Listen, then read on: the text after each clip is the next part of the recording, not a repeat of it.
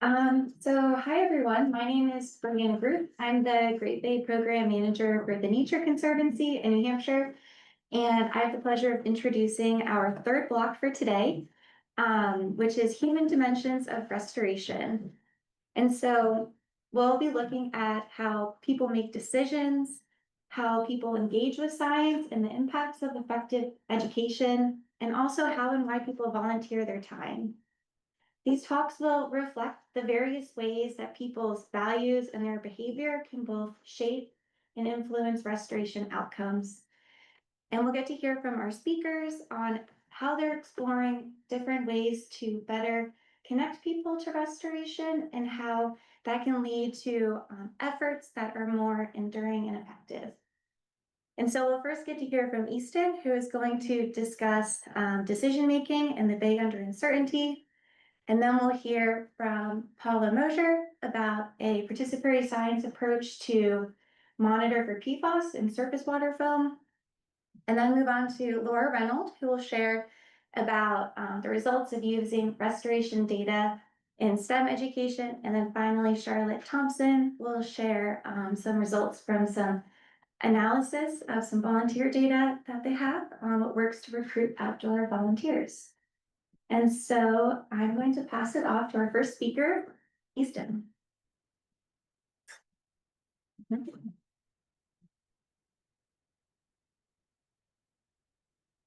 Great. Yeah, thanks everyone.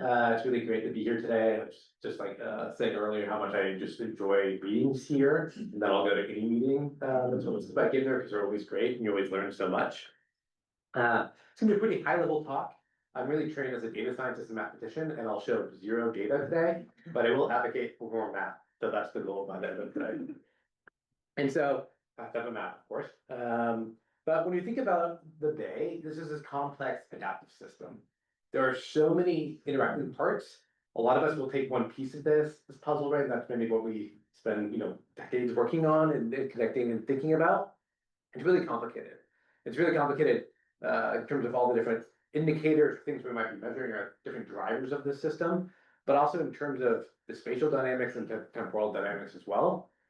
I think it's useful to think about how some of these connect to one another.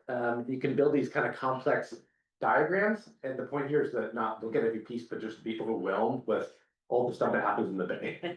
And all these things connect to one another. This is showing just a little bit of that, of thinking about you might have a stressor that's affecting some habitat, to some ecosystem service, but we can break this down to each particular stressor and each ecosystem and habitat within this and how they interact with one another. It's very complicated, just challenging. I think when we think about how to make better decisions, especially when thinking about restoration, this was brought up earlier with adaptive management broadly. I like the framework of thinking about structured decision making, where we can do this just to highlight how challenging things are, but to really think through some of this process here. That's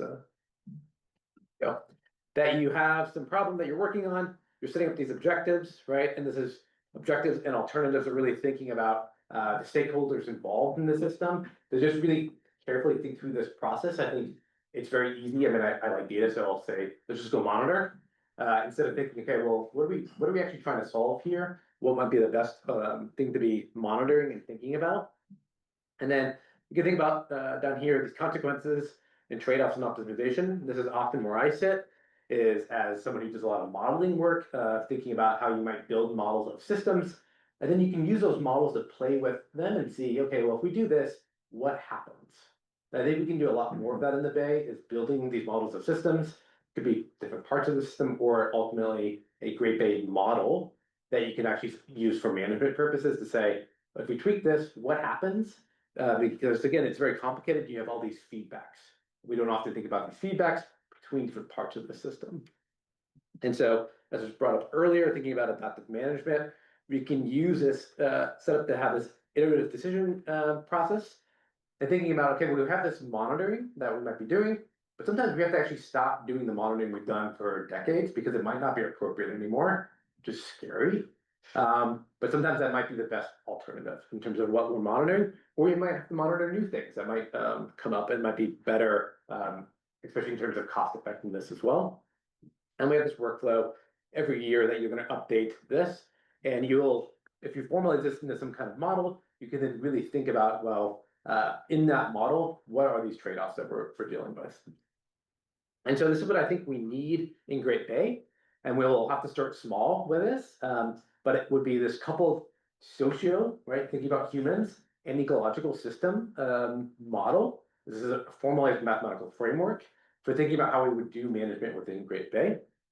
And it's really a call to action because this model, as I noted, is very will have to be a lot of different pieces going into this, working with stakeholders to figure out, well, what do you actually want to put into this model? The model, of course, is guided by what we've been monitoring for decades, which is really key. But what is really great about building this kind of model is it can also guide field sampling. So you can run these models and say, well, is it best to spend, $20,000 that we have for monitoring this year on this or that? And we can figure out using the value of information theory or practice, thinking about which is the best approach that might be the best value there. And then lastly, the model can be used for guided management. This is really important where you can incorporate them certainly here in this adaptive management process, but by building these formal mathematical models of this. And this would be something you might say, if you're thinking about maybe oyster aquaculture or thinking about a dam, you would build a model of this system and think about how you might manage that. But then ultimately you're going to start coupling these models together to figure out, how is your oyster model that you're going to be doing for restoration affected by a dam model and an eelgrass model, and coupling these together in some way. Cool, and I'll leave it there and happy to talk about this later.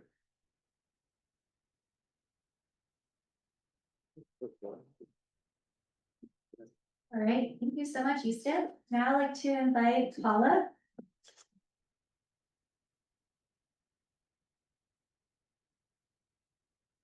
All right, thank you.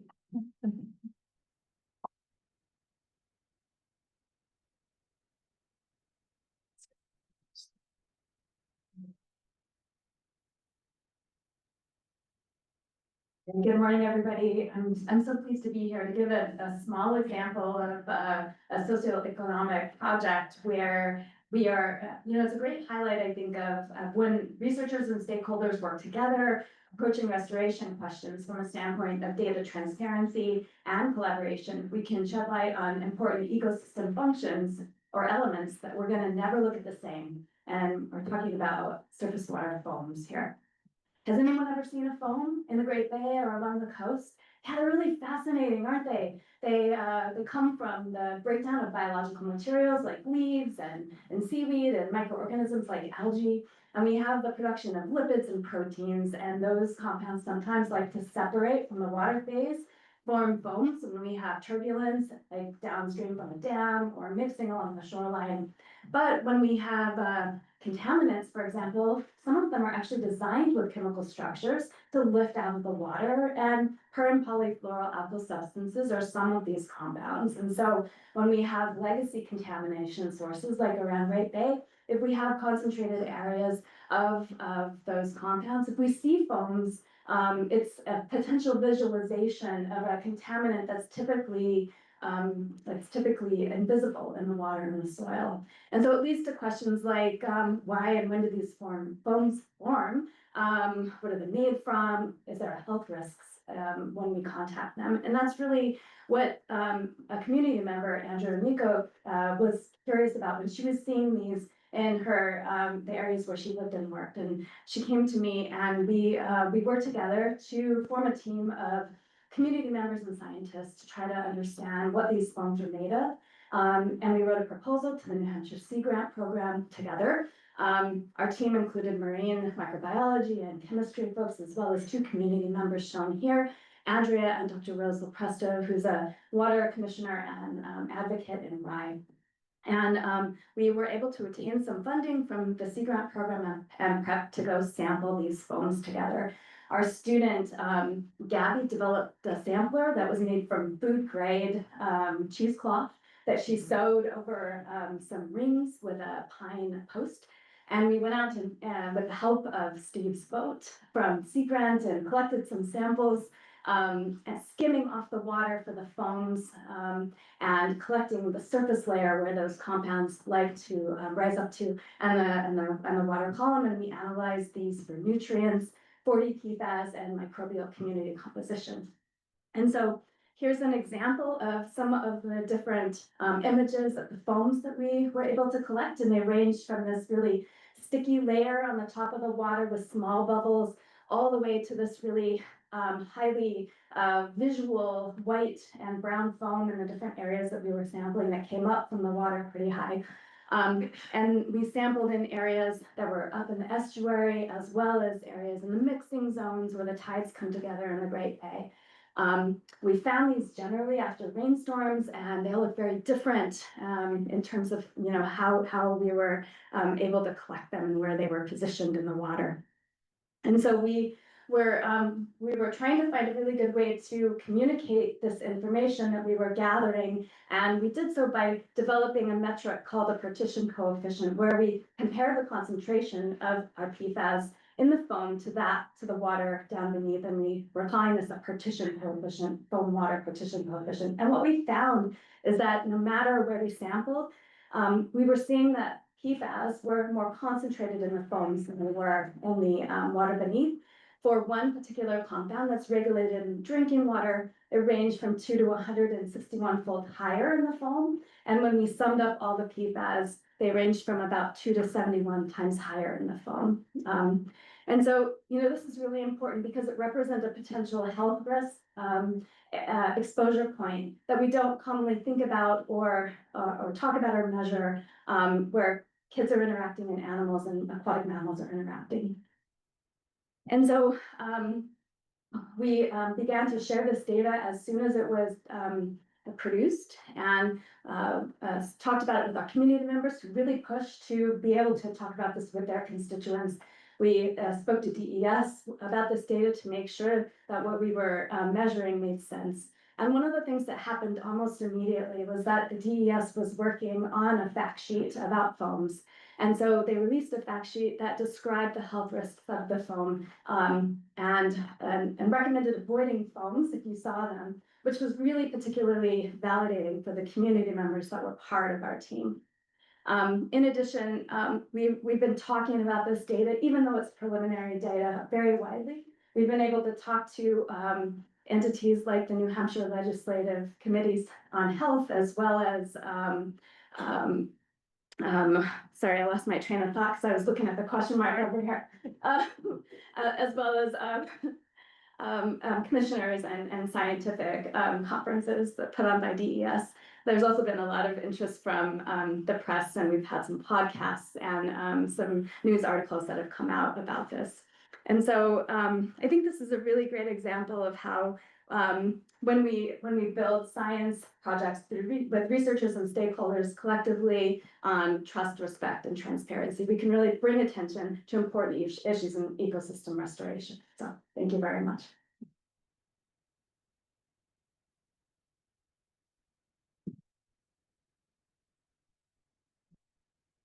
Thank you so much, Paula. Up next, we have Laura.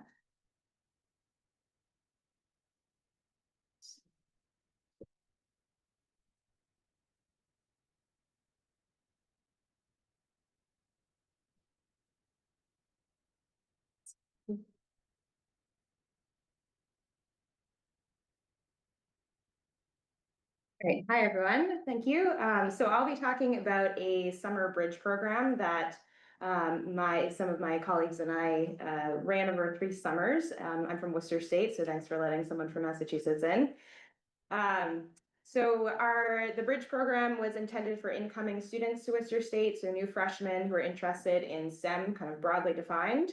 And our objectives were to introduce students from underrepresented backgrounds to college-level STEM research and kind of key skills, to provide mathematics support and early intervention. Many of our students come in with kind of low math backgrounds, and to build a community of peers and mentors for our students.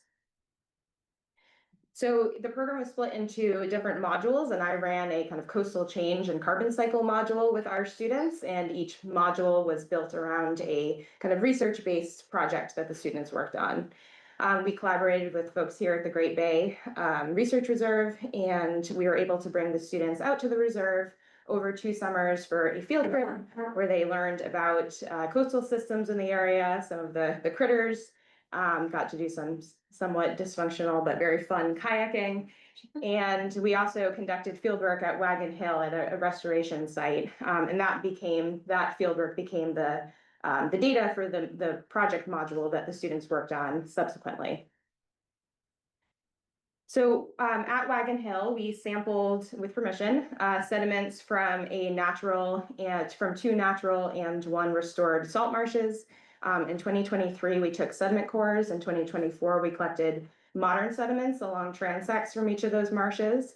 And then the students brought the samples back to the lab where we analyzed them for carbon using loss on ignition.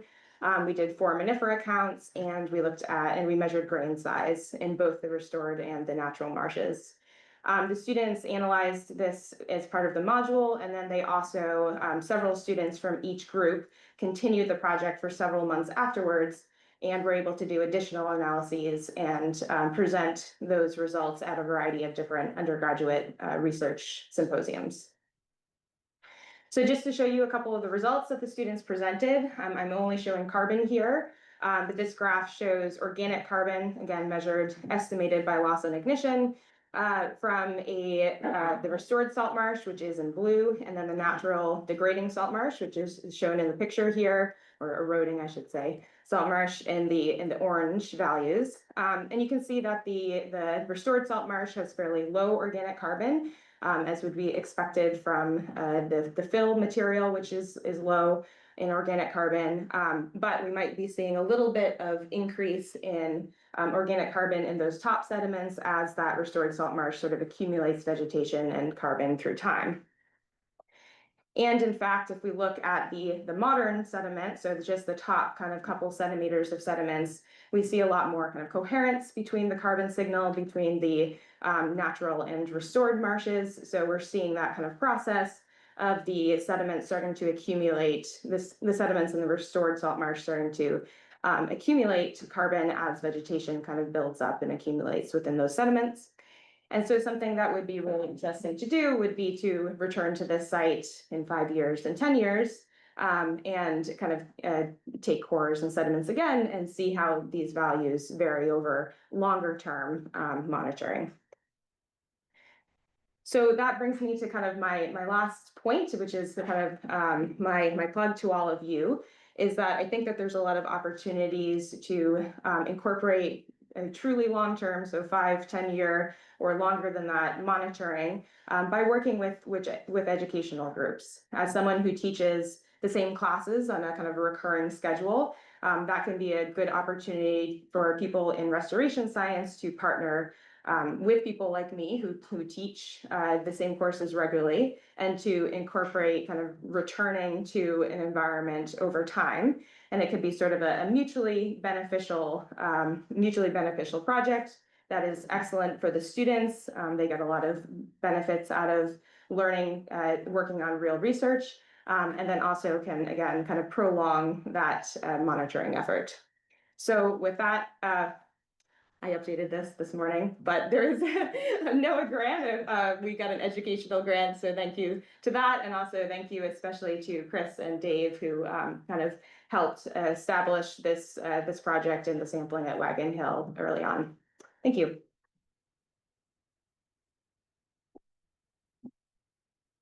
Okay, thanks so much, Laura. I'd now like to invite up Charlotte for our final speaker for this block.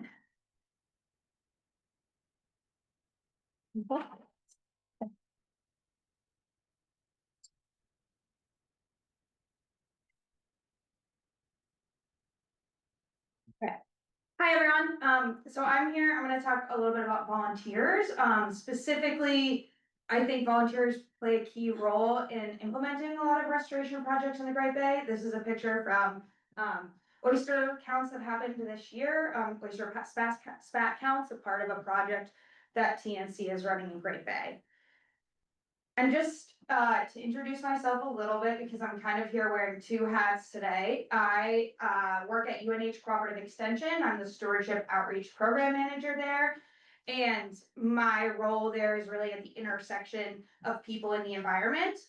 But I also am here because I'm while working, getting my master's degree at UNH. And so I'm here, this is some very preliminary data from the work that I've done for my master's work, which is studying the project I work on at my job, which is a project called Nature Groupie, which you may be familiar with, but if you're not, Nature Groupie started 11-ish years ago. It's a project of UNH Cooperative Extension. It started because there was recognition from lots of groups all around the state of New Hampshire saying we need more volunteers to help us manage our conservation land, and specifically we need younger volunteers to help us manage our land. So in the last 11 years, there's been thousands of signups through the website and thousands of events posted on there from hundreds of organizations. And to be clear, this is all across the state of New Hampshire and also includes a little bit of work in Massachusetts and Maine, but it's really primarily focused in New Hampshire. And so what I decided to do was, looking at this data, I was like, wow, this is a lot. There's a lot here in terms of numbers about volunteer behavior that we could think about and learn from. So for my research project, for my graduate degree, I decided to take the snapshot of data that's shown here in the bottom graph, so the years from 2014 to 2024, of volunteer signups and the events, and try to understand what we could learn about volunteer behavior from that. And specifically, I was trying to understand, what are some factors about events that would make people sign up for them? Are there any kinds of patterns that we could see in the data based on anyone signing up? Or also like how many people are signing up that could help us plan better volunteer events if we really need events that have a lot of people at them.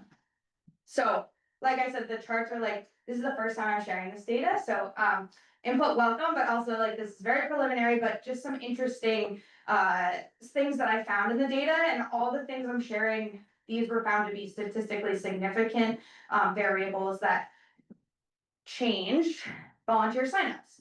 So the first thing I looked at, data for Nature Groupie, events get posted all year round. This is showing the average number of volunteer signups by month across all 11 years of the data set. So you can see there's actually a large number, or like higher number of people who sign up on average for events that happen in the beginning of the year, like February, March time, maybe New Year's resolutions about volunteering, who knows? Or people are just like excited about volunteering. And then there's a pretty significant decrease in the summertime, which I think is very interesting because as the person who's posting all the events to the calendar, like that's my busiest time of year. There's lots of events happening then, but we're all busy people. And so there's lots of things that could explain why that is. I also looked at number of signups by the day of the week. This is a question, like one of my roles at Extension is to help organizations who are trying to engage with volunteers. And this is like the number one question I get, which is like, what day of the week should I host my event to have the most people show up on? So I wanted to look at this data. I think it's very interesting. So this is showing that the highest number of volunteers on average signed up for events that were on Wednesday and Fridays. Again, I think this tells us something about like who's signing up for the events when they're available. And I will say that the vast majority of events on the calendar happens on Saturdays. So I think it's particularly interesting to see that, like on average, the number of volunteers signing up for events on Saturday is actually lower compared to the other days, even though most of the events are happening on Saturday. I wanted to see about time of day, because again, this is something that I get asked often.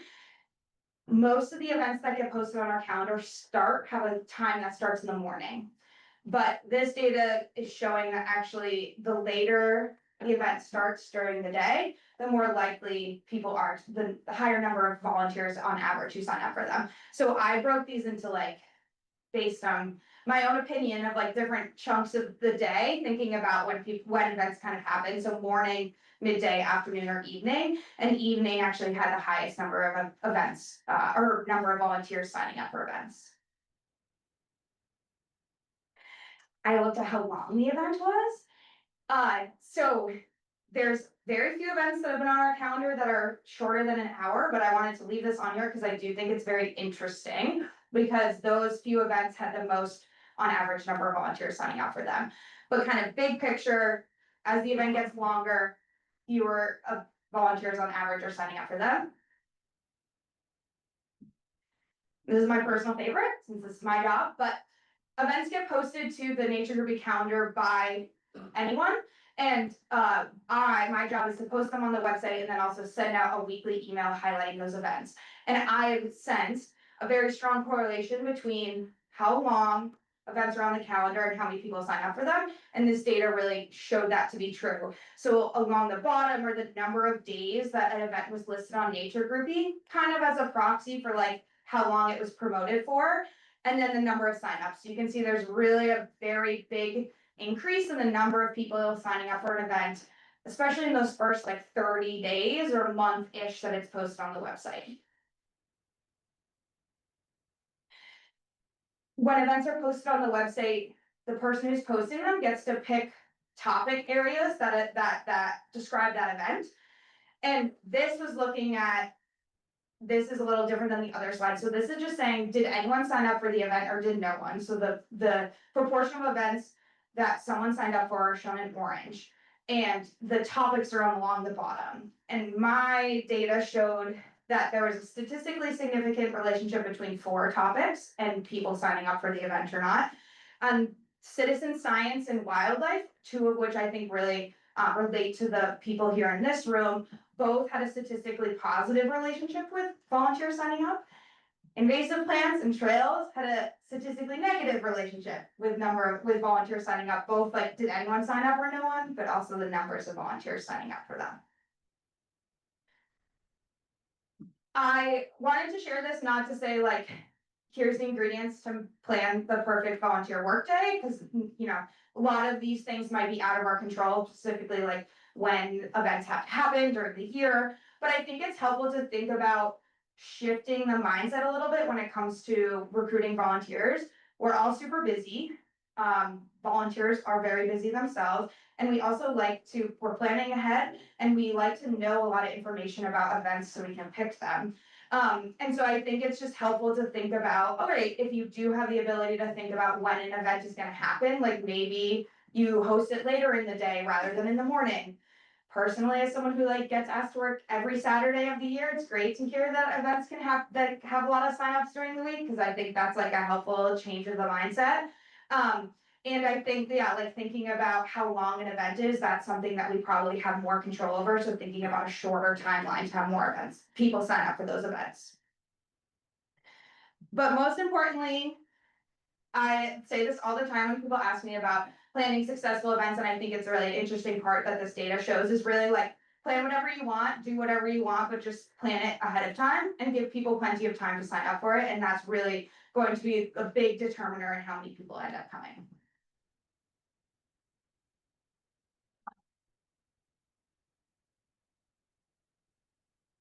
Thank you so much to all of our speakers. We have some time for questions. So any questions from the audience? Microphones. And again, share your name as you're asking a question, please.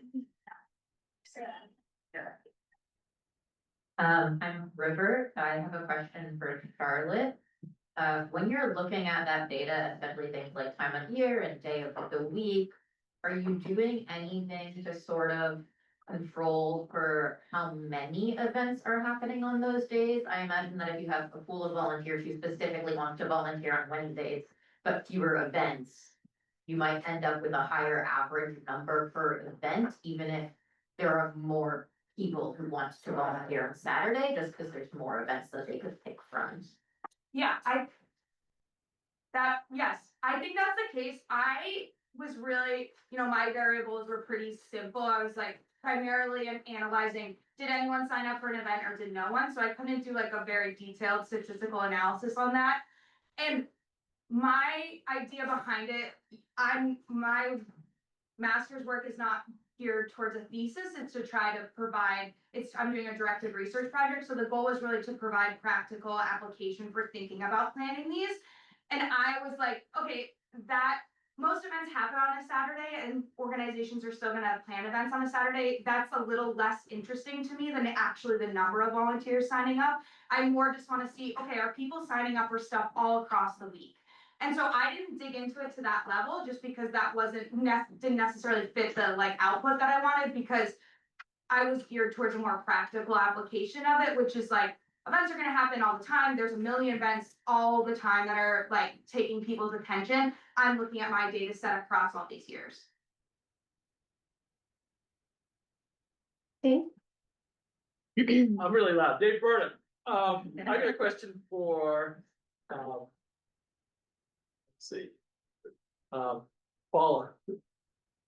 What do you think the potential is for creating foam generating things in the bay where foam could be collected and disposed of? Could that actually reduce potentially PFAS concentrations? Dave, are you part engineer? Because that is already happening. There's a technology called foam fractionation, and we're using it in concentrated wastewaters to strip PFAS out of the water. And so, of course, that's part of my line of thinking. You know, if we can narrow in on some of the areas where we're seeing a lot of contaminants stored, can we figure out how to design like a Roomba, a foam Roomba that just kind of circulates in the estuary and strips that contaminant out? That would be really cool.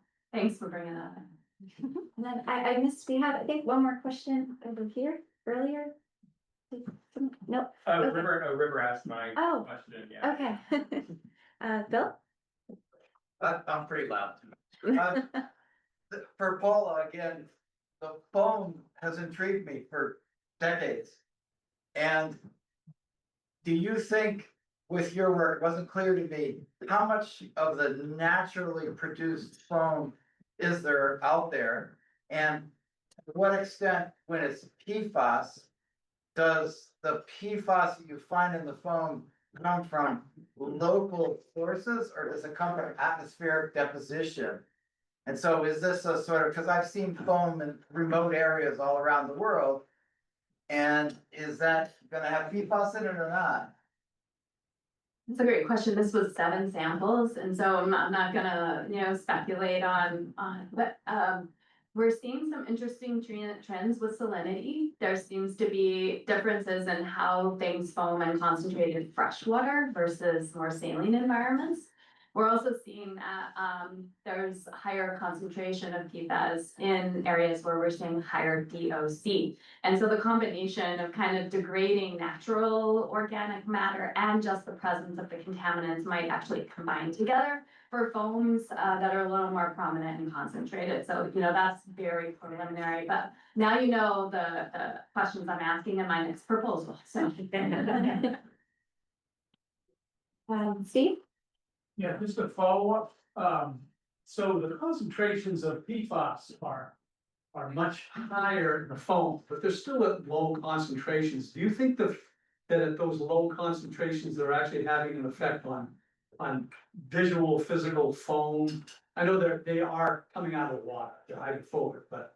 Yeah, that's a great question. We, part of what we want to expand this project into is more of a participatory observation from community members, because these are ephemeral, and so we don't see them all the time, but we have folks that are out hiking tributaries and working in the estuaries that can take pictures. And really what we want to do is just to get a better sense for where these are forming and what they look like. And the fact sheet put out by DES describes the foams that are more contaminated to be whiter and potentially more fluffy, but I don't know that there's any scientific basis behind that. So yeah, I think there's a lot of room to gather information about where and when and why these are forming to help us narrow down on areas for restoration.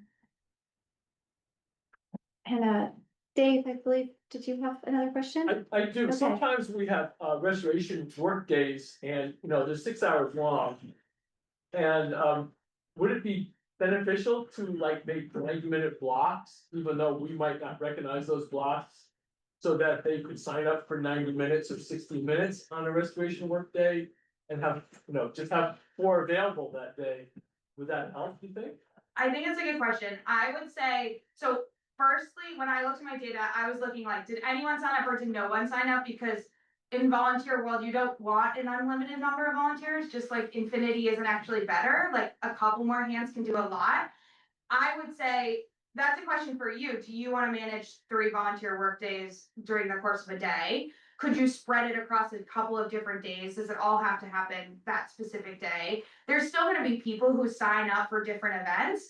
I think it's more of a matter, like, we have some, management ability to determine that ourselves. I do think that people are more likely definitely to sign up to shorter events because we're all busy. They have a couple of hours to give to something. Some people might sign up across the day. I would recommend that if you want to manage that kind of work day, you might have to start and stop your work a little bit. But yeah, so I would say yes, but again, like, do you need 100 volunteers or do you need 10 really to get the work done? And so you can form your event based on that.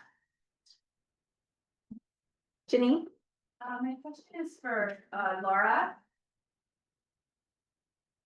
For the students that participate in the program, do you follow up with them to see if you see like increased retention in science once they've done the work? Yeah, so we've done some of that, and I did have a slide that didn't make it in. But so we do see increased retention, as well as increased sense of kind of community and belonging. And then anecdotally, it's in small groups each year, and so we all know those students individually. And I can say that most of them have continued in independent research projects with faculty, so it's a much higher number of students who then become engaged in research than in the kind of general population, including one student that had working with me now from our first cohort. She's been working with me for the last couple of years. So those are all have been kind of clear benefits. And then I think that just the friendships like that, I think is somewhat not as remarked on as an important part of retention and kind of building community, especially in small departments. But the students who formed the first couple cohorts continue to know each other, even though they're in different disciplines. They live together and they've also, done research projects together. So we're hoping that the program has officially ended from that grant, but we're hoping to kind of use it as a model for future types of programs.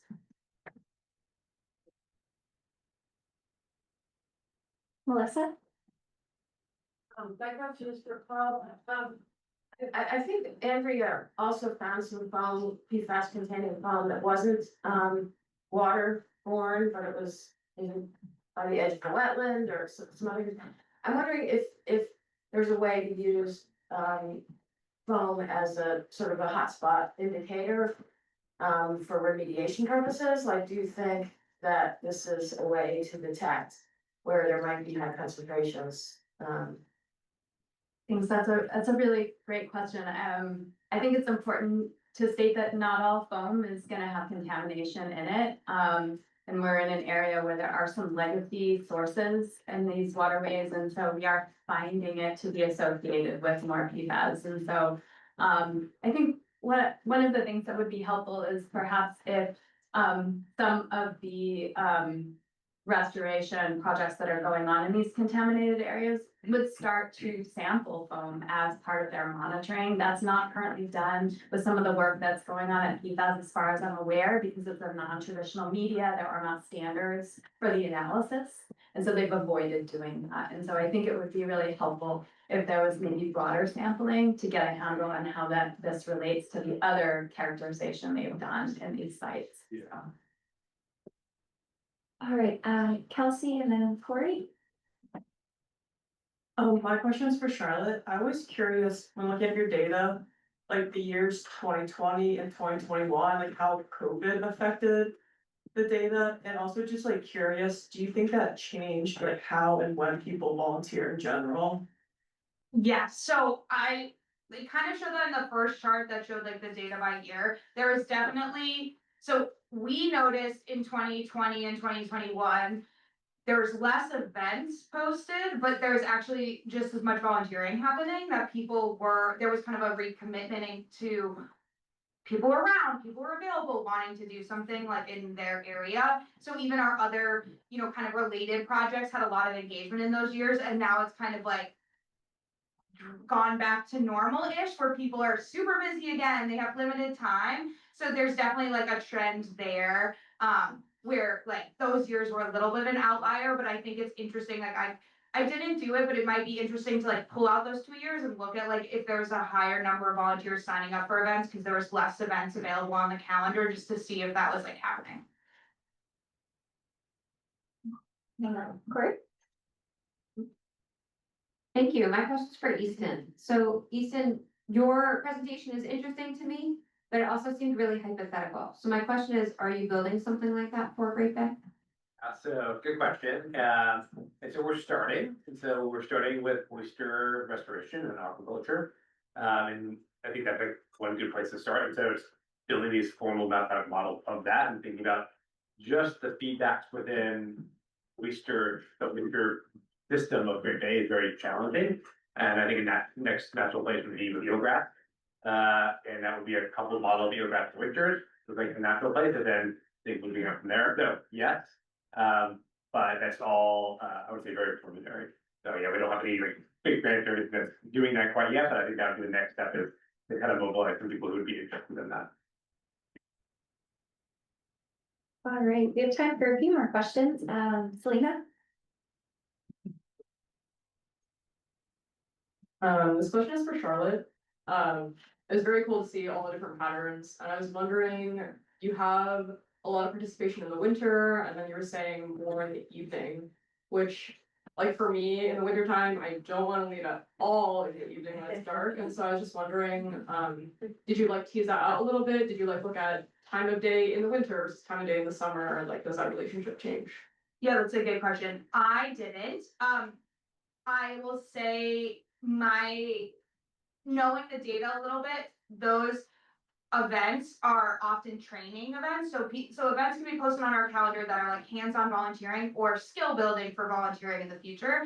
And often, you know, if I think about my work as a practitioner, we're planning stuff in those first couple of like months of the year. And there's a lot of training, like online training, learning how to identify stuff, learning how to like participate in a citizen science project that's happening during those months of the year and in the evening time.